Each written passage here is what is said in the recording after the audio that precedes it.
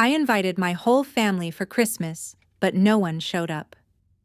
Then Grandpa arrived with a mysterious box. The woman they called a distant relative was my biological mother.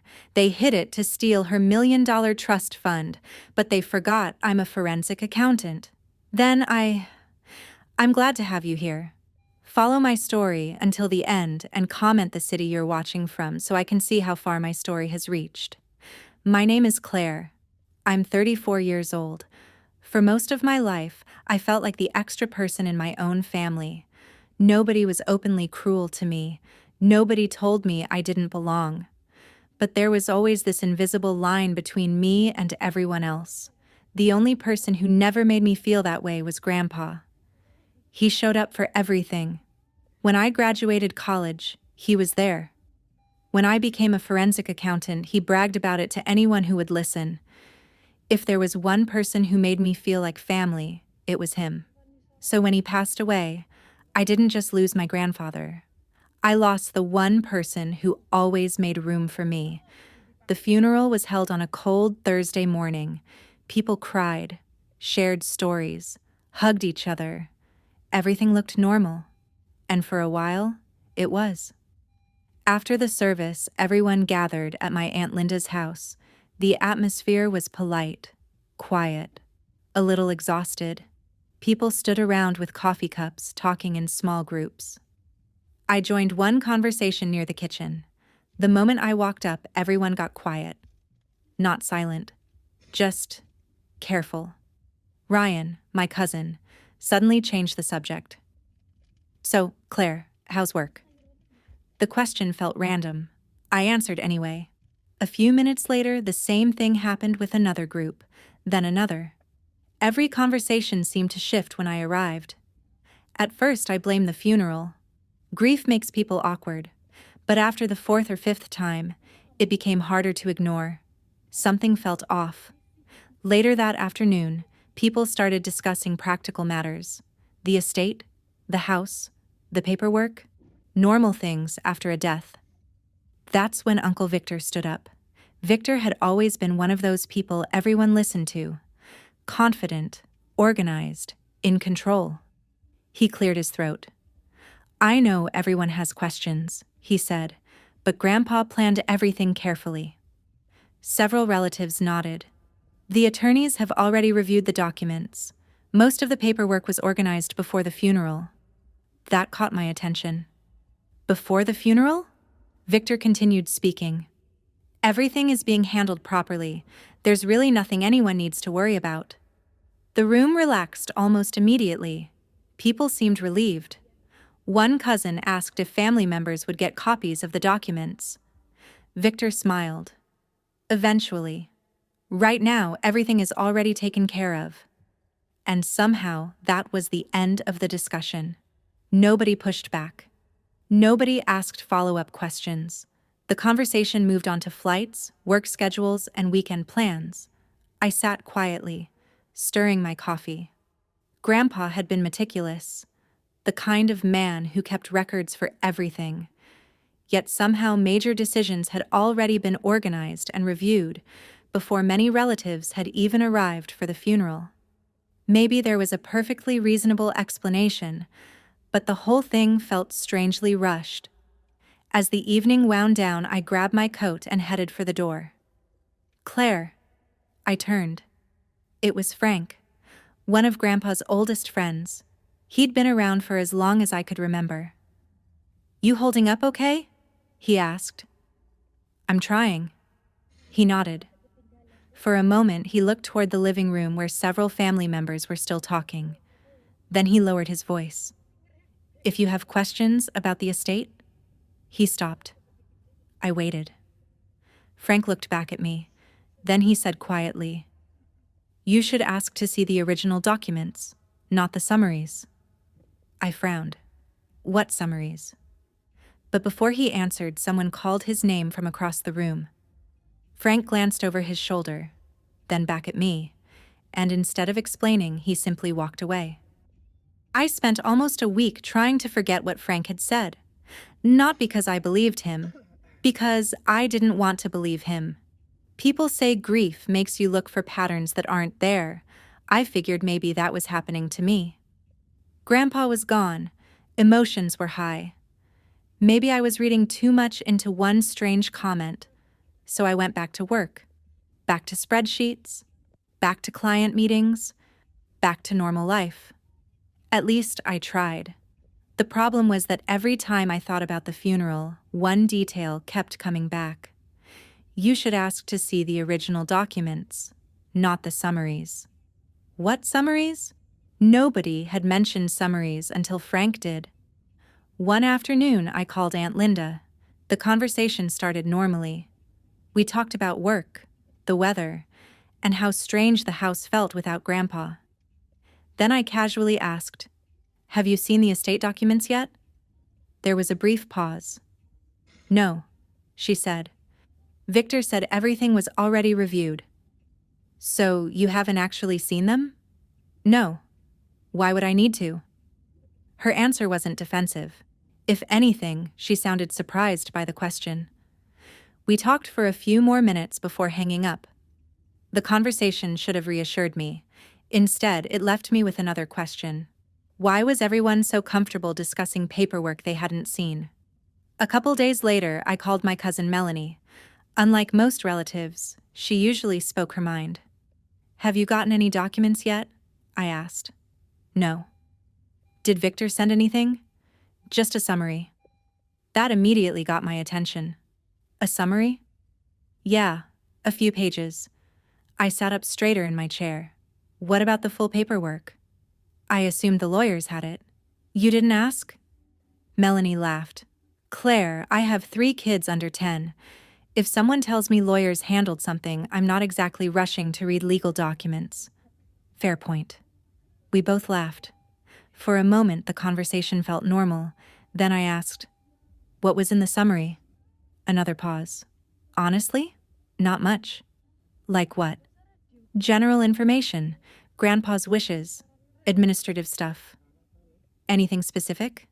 "Not really." That answer bothered me. A summary that explained everything without actually explaining anything. When we hung up, I opened my laptop. Not because I planned to investigate anything. I just wanted to organize my thoughts. That's what I always did when something didn't make sense. A blank document became a list. Who had seen paperwork?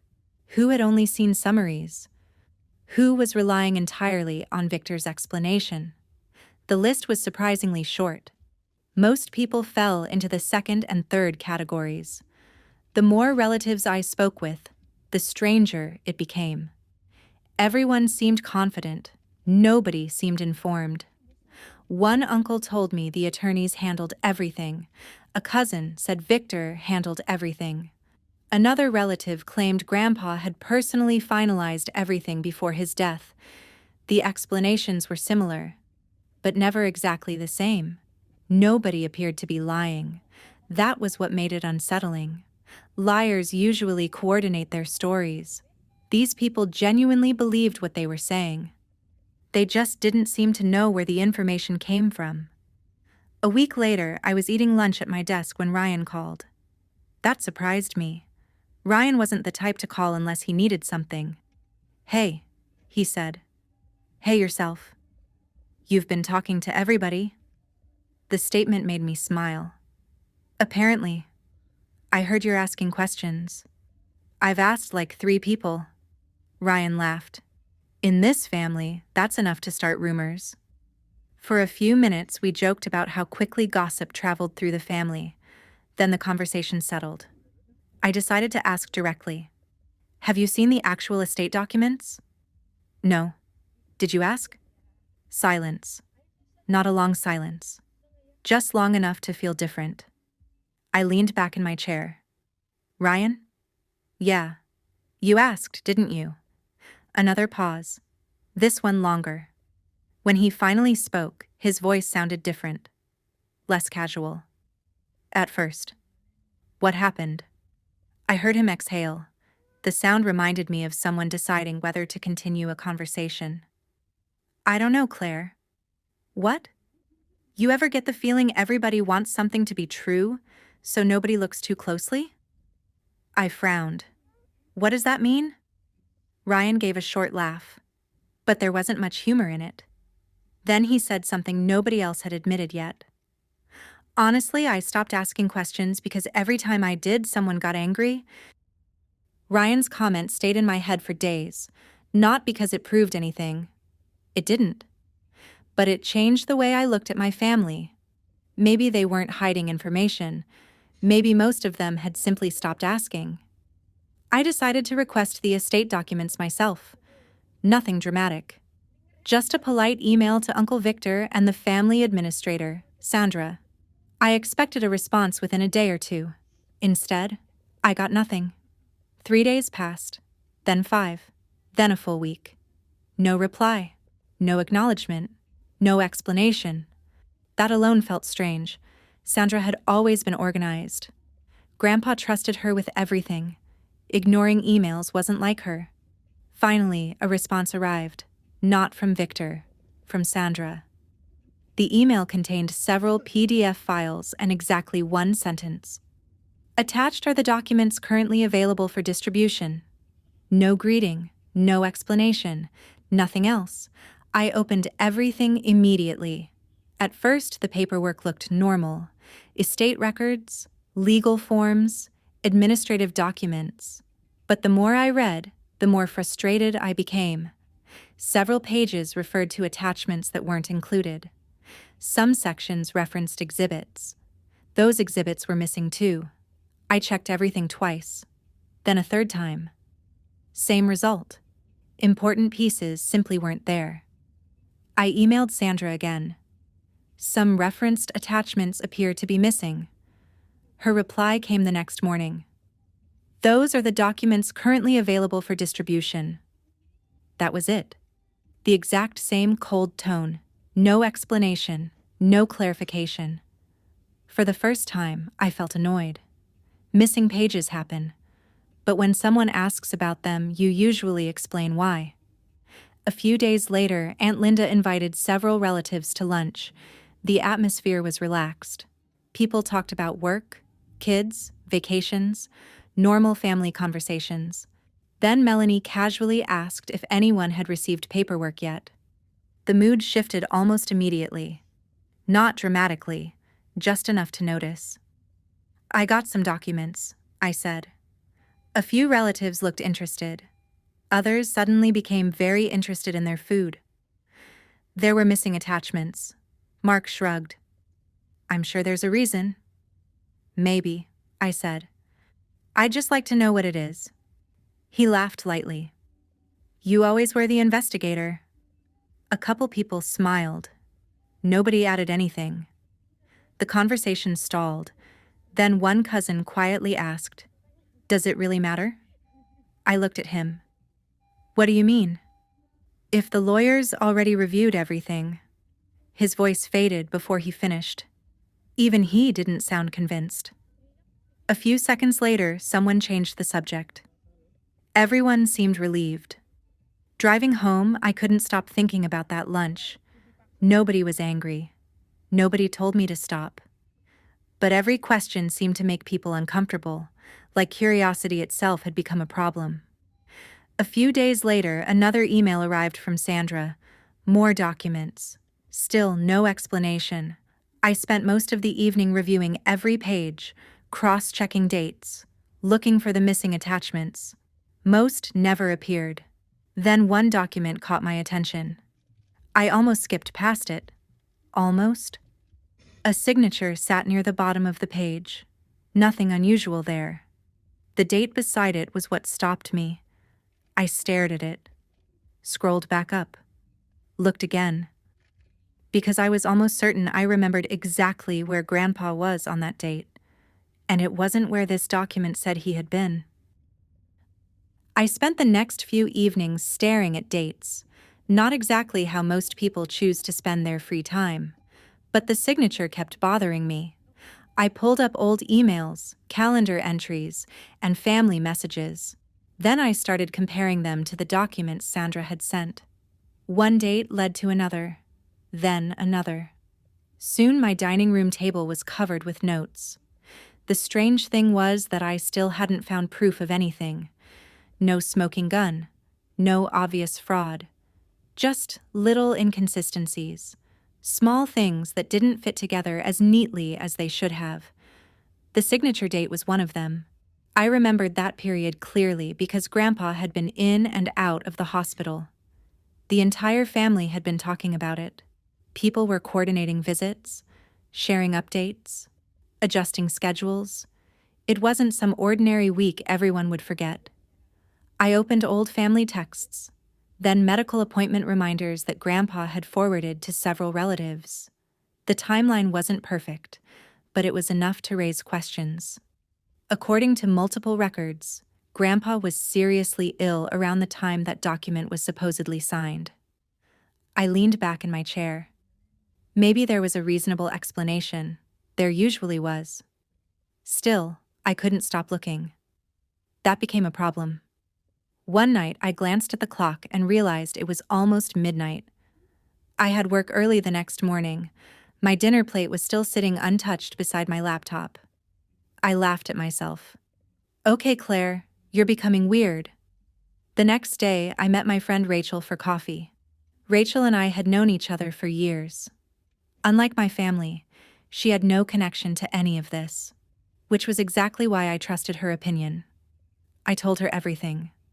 The funeral, Frank's comment, the missing pages, the signature date. Rachel listened patiently.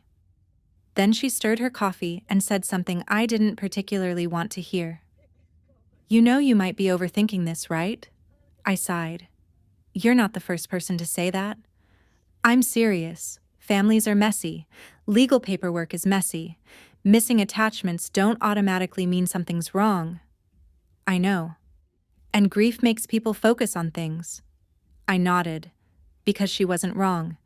That was the frustrating part. Every explanation she offered sounded reasonable. By the end of the conversation, I felt almost embarrassed. Maybe I was turning ordinary paperwork into a mystery because losing Grandpa hurt more than I wanted to admit. For the first time, I seriously considered letting it go.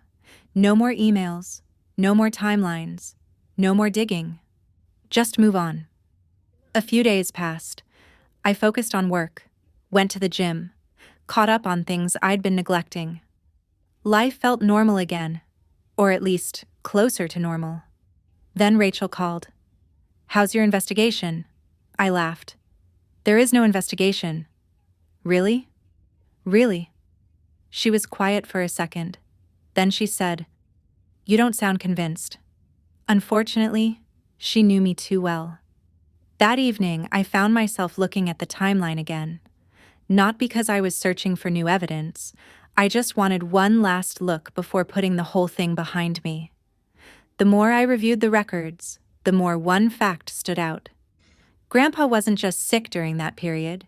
He was seriously sick. Multiple appointments, multiple treatments, several family updatings. Even if the signature turned out to be legitimate, the timing still felt unusual. I wasn't sure what it meant. But I wasn't comfortable ignoring it anymore.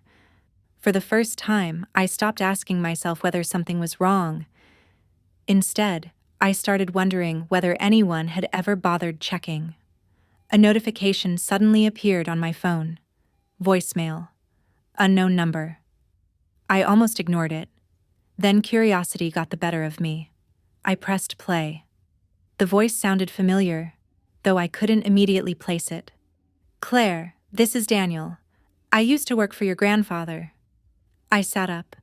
There was a brief pause on the recording. Then he continued. I heard you've been asking questions. If you're interested, there are a few things you should probably know. I listened to the voicemail twice, then a third time. Daniel. The name sounded familiar. It took me a minute to place him. He had worked for Grandpa for years. Not as an accountant or lawyer, more of an operations manager, the kind of person who quietly handled practical problems so nobody else had to. I called him back before I could talk myself out of it. He answered on the second ring. Claire? Yeah. A short silence followed. You got my message? I did. Another pause. You want to meet? His voice sounded cautious. Not nervous exactly. Just careful. We agreed to meet at a small coffee shop across town. When I arrived, Daniel was already there. He looked older than I remembered. Tired, too. He stood up when he saw me. We exchanged a quick handshake and sat down. For the first few minutes, neither of us talked about Grandpa. We talked about work, the weather, traffic, the kind of conversation people have when they're deciding whether they trust each other. Finally, I asked the obvious question. What did you want to tell me? Daniel looked around before answering. That immediately caught my attention. The place wasn't crowded. Nobody was paying attention to us. Still, he lowered his voice. Nothing dramatic. That wasn't what I expected. I never said it was. He gave a small smile. Most people hear a sentence like that and expect some giant secret. So there isn't one? He shrugged. I don't know. That answer somehow made me more interested. Daniel wrapped both hands around his coffee cup. I worked with your grandfather for a long time. I know. And things changed during the last few years. How? He thought about the question for several seconds. Access. I frowned. What does that mean? Records? Financial reports? Internal files? His answer was frustratingly vague. Seeing my expression, he continued. There used to be several people involved in reviewing things. Several people? He nodded. Then gradually, there weren't. I sat quietly. Daniel wasn't making accusations. He wasn't even implying misconduct. He was simply describing a change, a slow one, the kind people barely notice while it's happening. Who made that decision? I asked. I honestly don't know. That answer felt genuine. He didn't seem interested in exaggerating anything. If anything, he appeared uncomfortable saying even this much. A server walked by with fresh coffee. The interruption gave both of us a moment to breathe. Then Daniel continued. There were also meetings. What kind of meetings? Financial discussions? Planning sessions? That's normal. Sure. He nodded. But fewer people were invited over time. Again, not proof. Just another small detail. Another thing that felt slightly off. The more we talked, the stranger the picture became. Not because of anything dramatic. Because everything seemed gradual. No single event. No sudden takeover. Just small changes accumulating over several years. I asked if Grandpa seemed concerned. Daniel hesitated. I don't know. You don't know. He trusted people. The answer landed harder than I expected, because it sounded exactly like Grandpa. Trusting people had always been one of his strengths, and sometimes one of his weaknesses. For a while, neither of us spoke. Then I asked the question that had been bothering me. Did you ever see anything illegal? Daniel answered immediately. No. No hesitation. No uncertainty. Just no. Oddly enough, that made me trust him more. A dishonest person would have been tempted to tell a more dramatic story. Daniel wasn't doing that. He was sticking to facts. Or at least facts as he remembered them. By the time we finished talking, I still didn't have evidence of wrongdoing, not even close. But I had something else. Context. The financial decisions around Grandpa hadn't become centralized shortly before his death. The process appeared to have started years earlier. That realization changed the way I looked at everything. As we stood to leave, I thanked him for meeting me. Daniel nodded. Then he stopped, like he was debating whether to say something else. I waited. Finally, he looked at me. If you're trying to reconstruct records, there might be another place to look. I froze. What do you mean? He glanced toward the parking lot, then back at me. There was someone else keeping copies. I opened my mouth to ask who, but Daniel was already reaching for his keys. And suddenly, he looked even more uncomfortable than when the conversation started. There was someone else keeping copies. That sentence stayed in my head for the rest of the drive home. I managed to get a name from Daniel later that evening. Margaret. Everyone called her Maggie. She had worked with Grandpa for years before retiring. Unlike Daniel, she didn't seem difficult to reach. When I called, she answered immediately. Claire. Oh my goodness.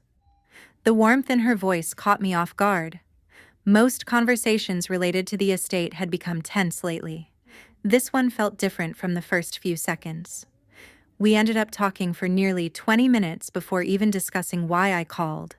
She asked about my job, my apartment, whether I was eating properly. Honestly, she sounded more like an aunt than a former employee. Eventually, she laughed. All right. Daniel wouldn't have sent you my way for small talk. I smiled. Probably not. We agreed to meet for lunch. The moment I sat down across from her, I understood why Grandpa had trusted her. She had one of those personalities that immediately put people at ease. No guarded answers, no nervous glances, no carefully chosen words, just conversation. For a while we talked about Grandpa, the real Grandpa. Not legal documents, not paperwork, just the man himself. She told me stories I had never heard before.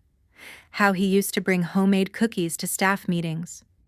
How he remembered employees' birthdays better than they did. How he once spent half an afternoon helping move furniture because a worker's back was injured. I found myself laughing more than I had in weeks. It felt good. For the first time since the funeral, a conversation about Grandpa didn't immediately turn into stress. Then the discussion slowly shifted. Not because I forced it, because it naturally drifted there. You know, Maggie said, stirring her iced tea, family gatherings changed over the years. That got my attention. How? She thought for a moment. Nothing dramatic. I noticed that phrase was becoming common. People just stopped participating. What do you mean? There used to be more opinions. I waited. About business, investments, financial planning. She shrugged. Then gradually there weren't. The answer sounded familiar. Very familiar. Daniel had described almost the same thing, just from a different angle. Was that intentional? I asked. Maggie immediately shook her head. I honestly don't know. Again, not an accusation, just an observation. She took a sip of her drink. Looking back, it happened slowly. I leaned forward. How slowly? Years. That surprised me. Until then, part of me had been viewing everything through the lens of Grandpa's final years.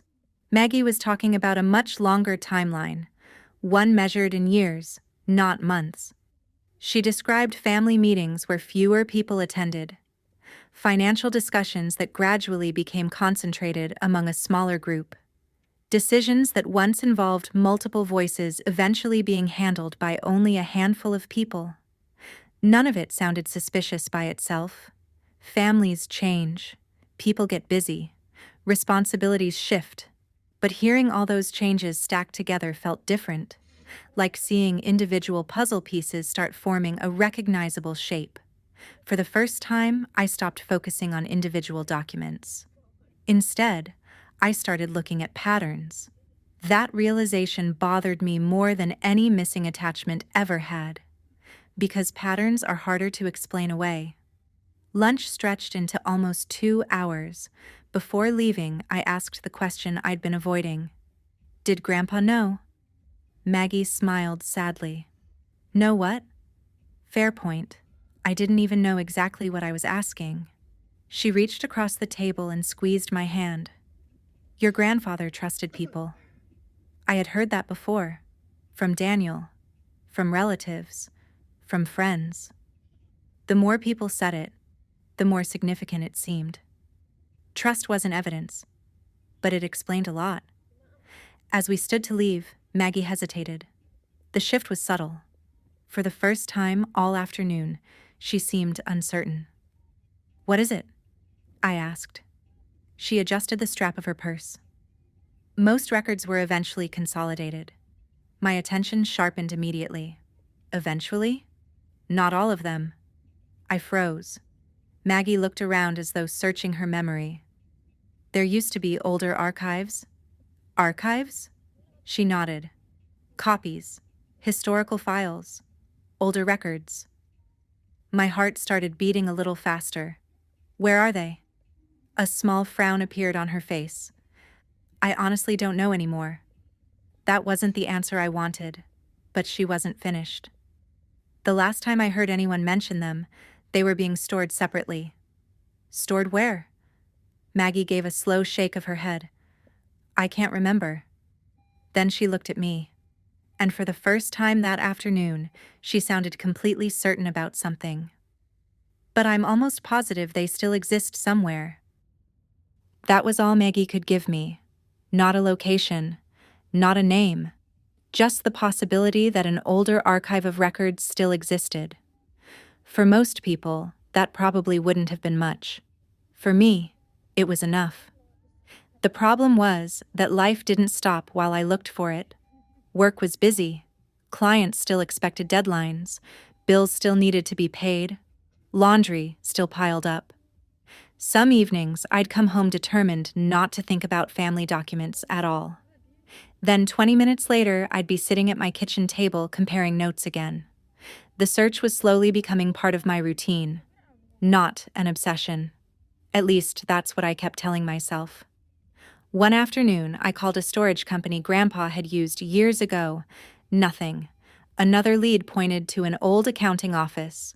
Nothing there either. Most conversations ended the same way. Polite apologies. Dead ends. Still, I kept going. Not because I thought the archive would solve everything, because I wanted answers. Even partial answers. Around that time, something else started changing. People in the family were reacting differently to me. Some relatives disappeared completely. Texts went unanswered. Calls weren't returned. One cousin who normally responded within minutes suddenly took days, sometimes weeks. At first, I didn't think much about it. Then the pattern became harder to ignore. At the same time, a few people became strangely friendly. One evening, a relative I barely spoke to called out of nowhere. We exchanged small talk for a few minutes. Then came the real reason for the call. So, what exactly are you looking for? The question arrived so casually it almost sounded accidental. I smiled. What do you mean? You've been asking around. So I've heard. He laughed, but something felt rehearsed about the conversation, like he already knew the answer and was checking whether I'd say it. When the call ended, I sat there staring at my phone. The whole interaction felt strange. Not threatening. Just strange. A few days later, it happened again. Different relative. Different conversation. Same question. What are you hoping to find? I started noticing it everywhere. People weren't asking whether I was okay anymore. They wanted updates. They wanted to know who I'd talked to. What I'd learned. Which documents I'd seen. The attention made me uncomfortable, especially because these were people who hadn't seemed interested before. One Saturday morning, Rachel came over with coffee. She listened while I explained the latest conversations. Then she raised an eyebrow. Has it occurred to you that people are talking about you? I laughed. That's definitely happening. I'm serious. So am I. She shook her head. Claire, half your family probably thinks you're conducting some kind of secret investigation. The annoying part was that she was probably right. For a moment we both laughed. Then neither of us did. Because the situation wasn't entirely funny anymore. The more questions I asked, the more visible I seemed to become. And visibility cuts both ways. You learn things. People learn things about you too. That realization hit me a few days later. I had submitted a request for access to another set of estate-related documents. Nothing unusual. Just another formal request. A few hours passed. Then I received an automated notification. At first, I barely paid attention to it. I almost deleted it. Then I looked closer. The notification showed recent activity associated with the document portal. I frowned. Opened it again. Read it more carefully. Someone had accessed the file. Recently. Very recently. In fact, the access time was only minutes after my request had been submitted. I stared at the screen. Maybe it was normal. Maybe someone routinely reviewed every request. Maybe there was a perfectly reasonable explanation. Still, I couldn't shake the feeling. Because for the first time, it looked like someone was paying attention the moment I started asking for something. Someone had accessed the file only minutes after I submitted my request. I couldn't prove it meant anything. Still, it stayed in the back of my mind. A few days later, I finally got something I had been chasing for weeks. Older records? Not the complete archive Maggie had mentioned, but older than anything I'd received before. The package arrived through a contact who had helped organize historical files years earlier. When I opened the documents, I expected answers. Instead, I got more questions. The records weren't dramatic. No shocking confessions. No missing millions. No obvious evidence of wrongdoing. At first, I was disappointed. Then I started reading more carefully. And that's when I noticed the pattern. Certain financial decisions kept leading back to the same person. Again, and again, and again. Not huge decisions individually. A responsibility transferred here. An approval authority expanded there. A committee reduced. A review process simplified. Each change looked reasonable on its own. But when I arranged them chronologically, the picture looked different. The same individual seemed to gain a little more influence every few years. Not all at once. Gradually. Like someone turning a dial one click at a time. I printed several pages and spread them across my table. The pattern wasn't proof of anything, but it definitely didn't match the story I'd been hearing. The family narrative was simple. Everyone kept telling me the financial structure had remained stable until Grandpa's final years. The records suggested otherwise. The changes appeared to have started much earlier.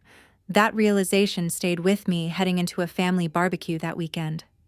Part of me considered skipping it, but avoiding people wasn't going to answer anything. The gathering was held at Aunt Linda's house. Kids ran through the backyard. Someone was grilling burgers. For the first hour, everything felt normal, almost comforting. I caught myself laughing at one of Ryan's terrible jokes. For a few minutes, I forgot about documents entirely. Then a conversation drifted toward Grandpa. Someone mentioned how carefully he managed family finances. The opening was too natural to ignore. I kept my tone casual. Has anyone ever looked at how those responsibilities changed over the years? The reaction was immediate, not hostile, just uncomfortable. Several people suddenly found their drinks very interesting. One uncle shrugged. Things change. Sure, I said. I'm just curious when they changed. Nobody answered. The silence lingered for a second too long. I glanced around the table. A few people looked away. Others exchanged quick looks. The atmosphere shifted. Not enough to start an argument. Just enough that everyone felt it. Eventually, Aunt Linda changed the subject. The conversation moved on. But the mood never fully recovered. Later, while helping clean up paper plates and empty cups, I overheard two relatives talking nearby. The moment they noticed me, the conversation stopped. I wasn't even surprised anymore. What surprised me was who approached me afterward. Ethan, one of my cousins. We'd never had a bad relationship. We just weren't particularly close. He was usually quiet at family events and preferred staying out of drama. Got a minute? He asked. Sure. We walked toward the edge of the yard where fewer people could hear us. For a moment, neither of us spoke. Then Ethan nodded toward the house. You made everyone nervous. I laughed. I asked one question. Yeah. He smiled slightly. That's all it takes. There was no judgment in his voice, just honesty. I studied him for a second. You think I'm wrong? He looked down at the grass, then back at me. No.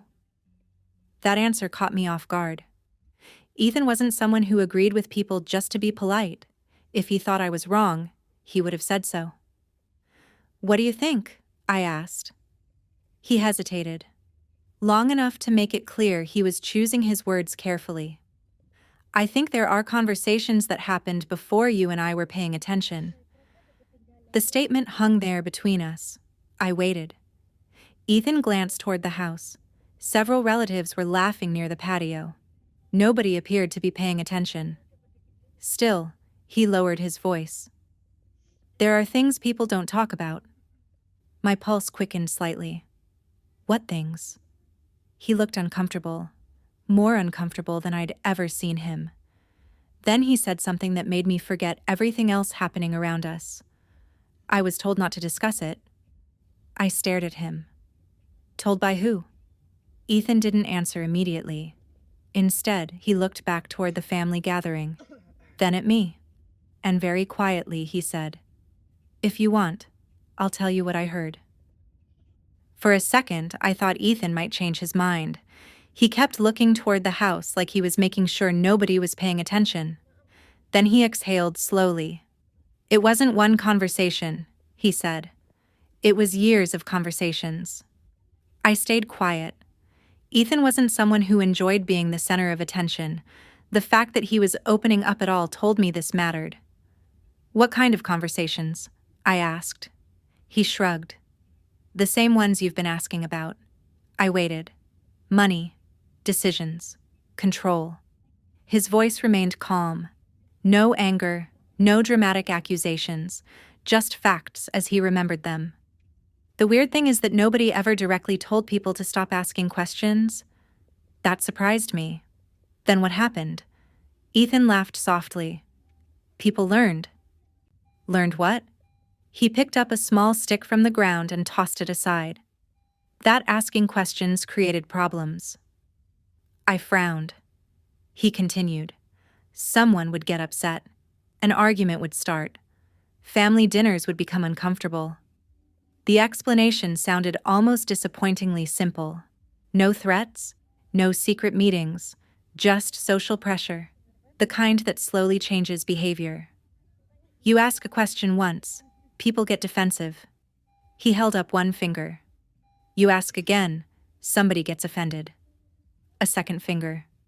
By the third time, everyone wishes you'd stop bringing it up. I stared at him.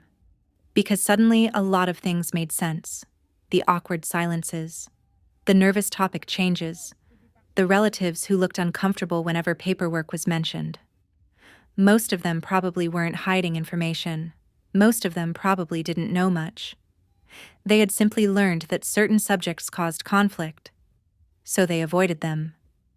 Ethan seemed relieved once he started talking. The words came easier now. There were always explanations. What kind of explanations? The lawyers handled it.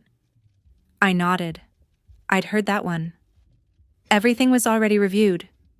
He smiled. Heard that too? Several times. We both laughed. For the first time, the conversation felt less like an interrogation and more like two cousins comparing notes. That changed something for me. Up until then, I'd been viewing the family as one giant group, people who either knew something or didn't. People who were helping or obstructing. The reality was messier. Some relatives had trusted the process. Some avoided conflict. Some stopped paying attention years ago. And some, like Ethan, had questions of their own. They just never pushed as hard as I did. The realization took some of the anger out of me. Not all of it, but enough. For the first time, I felt sympathy for people I'd been frustrated with. Family dynamics can be powerful, sometimes stronger than facts. A few days later, Ethan and I spoke again, this time over the phone. The conversation drifted toward old records, meeting notes, archived files, things neither of us had thought much about growing up. Then he suddenly stopped talking. You know. What? I might have remembered something. That got my attention immediately. What? There was a document. My pulse quickened. What kind of document? I don't know exactly. Typical Ethan, helpful and vague at the same time. But I remember hearing people discuss it years ago. I sat down at my desk. The tone of his voice had changed. Less uncertain, more focused. What happened to it? I thought it disappeared. You thought? I hadn't heard about it in years. I waited. Then Ethan said something that made me straighten up in my chair. I got a call this morning. A call from who? An old family contact. My heart started beating faster. Ethan continued. They were cleaning out storage boxes. Neither of us spoke for a moment. Then he said the words I'd been hoping to hear for months. Claire. Yeah? I think they found it. The document? Yeah. I gripped the edge of my desk. According to Ethan, the document everyone assumed was gone had just resurfaced. I think they found it. I barely slept that night. Not because I expected some dramatic confession hidden inside a forgotten file. By this point, I'd learned that reality rarely works that way. The truth usually arrives in pieces. One document, one date, one decision, one inconsistency at a time. When the recovered document finally reached me, I opened it immediately. Then I spent the next several hours comparing it against everything I'd collected over the past few months. Emails, financial records, meeting notes, timeline charts, copies of older reports. My dining room table looked like a war room again. The difference was that this time, the pieces actually started fitting together. The recovered document wasn't explosive. On its own, it probably wouldn't have attracted much attention. But next to everything else, that was different. Very different. I highlighted dates, cross-referenced signatures, tracked approvals, compared responsibilities.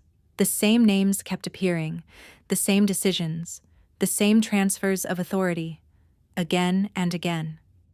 At some point, I stopped searching for individual mistakes, because that wasn't what I was looking at anymore. This wasn't one bad document. It wasn't one missing attachment. It wasn't one suspicious signature. It was a pattern. A long pattern. One that stretched across years. I sat back in my chair and stared at the wall. For months, I'd been asking myself whether something improper had happened. Now I was asking a different question. How had nobody noticed sooner? Or maybe some people had noticed. Maybe they just didn't know what to do about it.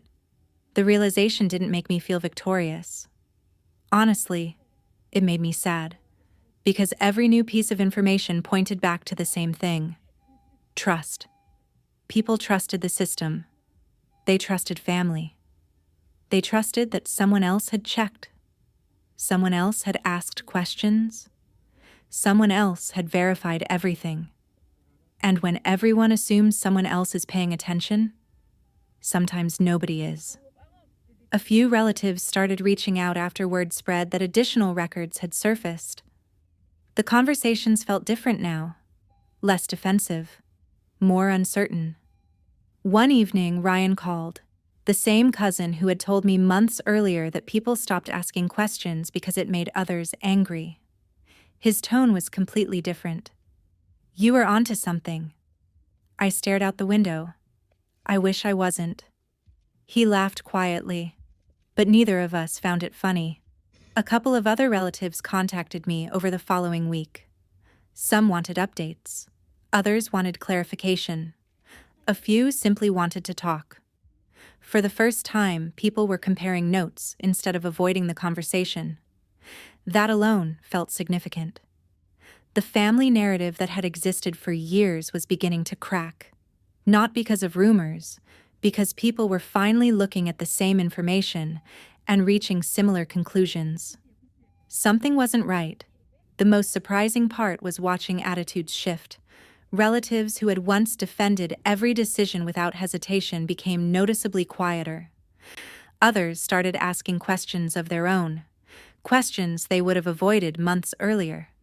One person in particular became the focus of those questions, the same person whose influence appeared repeatedly throughout the records, the same person many family members had trusted for years, Nobody was openly accusing anyone, at least not yet.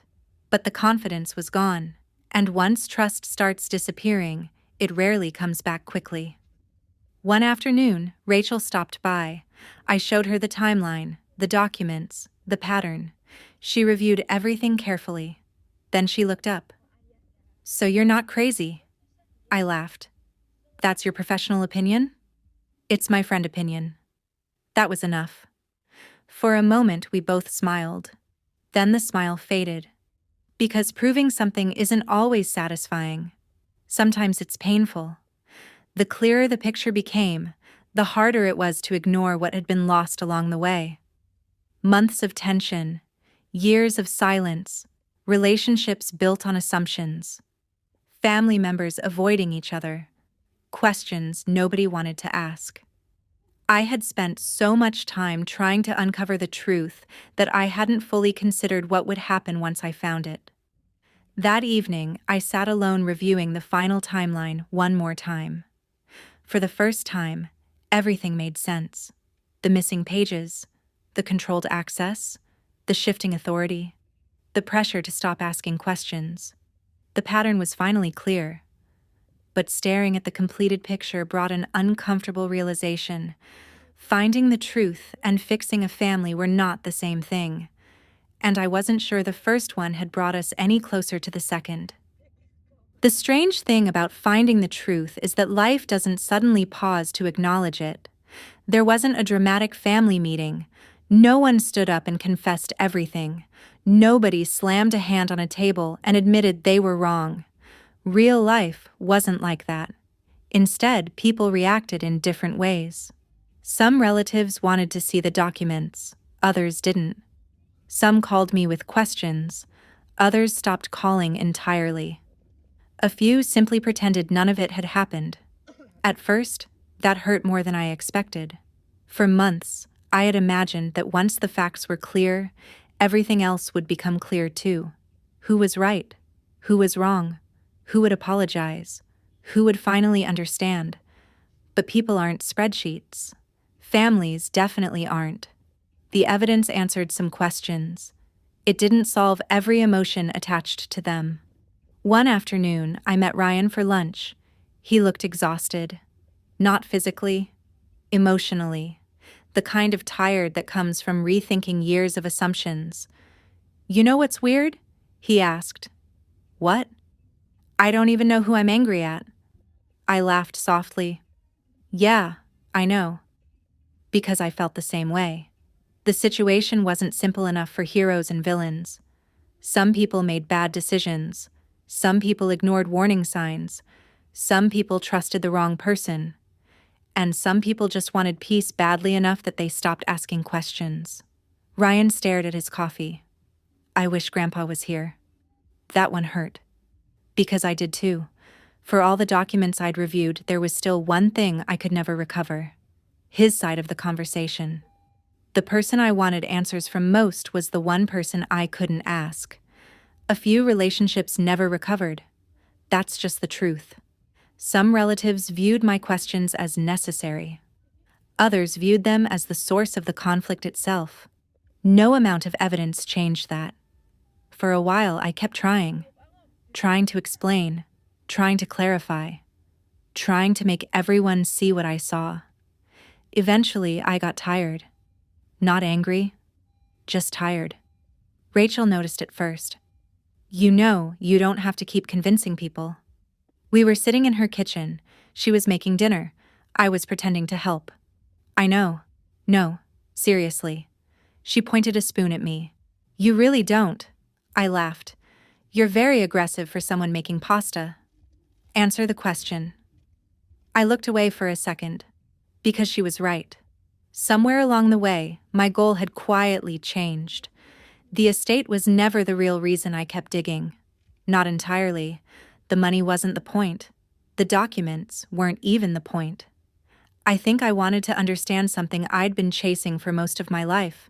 Where I fit. Where I belonged. Why I always felt like I was standing just outside the family circle looking in. The records gave me answers about finances. But they also gave me something unexpected. perspective. I started paying attention to who actually showed up. Not who shared my last name. Who showed up. Rachel did. Ethan did. Ryan did. Maggie checked in regularly. Even Daniel occasionally sent messages asking how I was doing. The list wasn't huge, but it was real. Months later, a small group of us gathered for dinner. Nothing formal, no holidays, no legal discussions, no family politics. Just food and conversation. People interrupting each other. Someone laughing too loudly. Someone complaining about work. Normal life. The kind that feels ordinary while you're living it. At one point, I looked around the table. Rachel was telling a story. Ethan was arguing with Ryan about something completely unimportant. Everybody was talking at once. Nobody was pretending. Nobody was managing a narrative. Nobody was deciding who was allowed to ask questions. For years, I'd spent so much energy trying to earn a place somewhere that never fully felt like mine. Sitting there, I realized I wasn't thinking about that anymore. Not because the past stopped mattering, not because everything had been forgiven, and definitely not because every relationship had healed. Some things were still awkward. Some things probably always would be. But for the first time, I wasn't measuring family by obligation. I was measuring it by presence, by honesty, by who stayed when things became uncomfortable. The conversation around me kept going. Someone asked if I wanted another slice of pizza. Someone else was already reaching for it before I answered. I smiled and looked around the table one more time. For a long time, I thought I was afraid of losing my family. Turns out that wasn't what happened at all. I finally figured out who it was. And before I go, I'd genuinely love to hear your thoughts. Have you ever had a moment where the people who supported you weren't the people you expected? Let me know in the comments. I'm curious how many of us have had to redefine what family really means.